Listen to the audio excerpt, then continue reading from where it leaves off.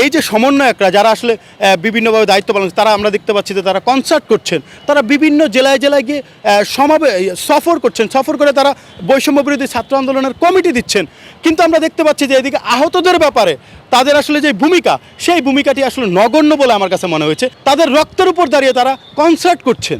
২৪-এর গণ অভ্যুত্থান পরবর্তী বাংলাদেশে আমরা একটি বৈষম্যহীন, শান্তিপূর্ণ এবং একটি শৃঙ্খল বাংলাদেশ দেখতে চেয়েছিলাম। কিন্তু দুর্ভাগ্যজনক হলেও সত্য যে যেই লক্ষ্যে আমরা আসলে ২৪-এর গণ অভ্যুত্থান এই ২০০০-এর মতো শহীদ হয়েছেন, তাদের রক্তের সাথে এক ধরনের বেইমানি করা হচ্ছে বলে এই মুহূর্তে আমার কাছে মনে হচ্ছে। কারণ আমরা দেখতে পাচ্ছি যে এখনও আহতরা কাতরাচ্ছেন, এখনও তাদেরকে রাজপথে নেমে আন্দোলন করতে হচ্ছে।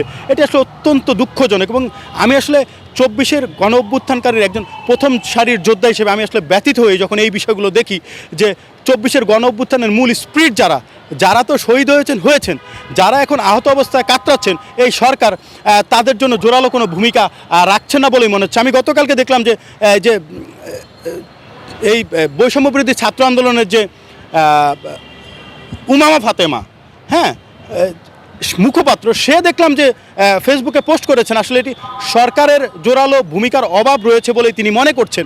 সুতরাং আমরা মনে করছি যেই সরকারকে আমরা এই ক্ষমতার মসনদে বসিয়েছি, তারাই যদি আমাদের ২৪-এর যোদ্ধাদের সাথে বেইমানি করেন, তাদের সুচিকিৎসার ব্যাপারে অবহেলা করেন, তাহলে আসলে এটি পুরো এই ২৪-এর যারা গণ অভ্যুত্থানে অংশগ্রহণ করেছেন, এই অংশগ্রহণকারীদের সাথে এক ধরনের প্রতারণার শামিল আমি বলবো। সুতরাং আমি বলবো যে এই যে সমন্বয়করা যারা আসলে বিভিন্নভাবে দায়িত্ব পালন তারা আমরা দেখতে পাচ্ছি যে তারা কনসার্ট করছেন, তারা বিভিন্ন জেলায় জেলায় গিয়ে সফর করছেন, সফর করে তারা বৈষম্য বিরোধী ছাত্র আন্দোলনের কমিটি দিচ্ছেন। কিন্তু আমরা দেখতে পাচ্ছি যে এদিকে আহতদের ব্যাপারে তাদের আসলে যে ভূমিকা, সেই ভূমিকাটি আসলে নগণ্য বলে আমার কাছে মনে হয়েছে। আমার কাছে মনে হচ্ছে যে তারা আসলে আহতদের চেয়ে বেশি অন্য কিছুকে গুরুত্ব দিচ্ছেন, রাজনৈতিক স্বার্থকে তারা বেশি গুরুত্ব দিচ্ছেন বলে আমার কাছে মনে হচ্ছে, যেটি আসলে অবাক করার মতো একটি বিষয়। তাদের প্রথম লক্ষ্য হওয়া উচিত যে আহতদেরকে সুচিকিৎসার মাধ্যমে কিভাবে অতি দ্রুত স্বাভাবিক প্রক্রিয়ায় ফিরিয়ে আনা যায়, সেটি তাদের প্রথম লক্ষ্য হওয়া উচিত। কিন্তু আমরা দেখতে পাচ্ছি যে তারা বরং আহতদেরকে ভ্রুক্ষেপ না করে তাদের রক্তের উপর দাঁড়িয়ে তারা কনসার্ট করছেন।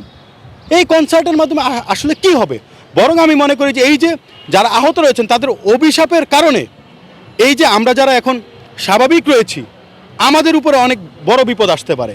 কারণ এই যে যারা যোদ্ধা, যারা স্পিরিটটাকে ধারণ করে বুকে তাজা রক্ত ঢেলে দিয়েছেন, তাদের সাথে এই যে এই ধরনের বেইমানি, এ ধরনের অবহেলা, এ ধরনের অবমূল্যায়ন তাদেরকে করা হচ্ছে, এটি আসলে কোনোভাবেই মেনে নেওয়া যায় না সত্যিকার অর্থে। ২৪-এর এই গণ অভ্যুত্থানের একজন সম্মুখ সারির যোদ্ধা হিসেবে আমি এই যে আহতদের উপরে যে অন্যায় অবিচার করা হচ্ছে এবং তাদের যে সুচিকিৎসার যথেষ্ট অভাব রয়েছে, এই বিষয়গুলো দেখে আসলে আমার নিজের কাছেই অনেক লজ্জা লাগছে।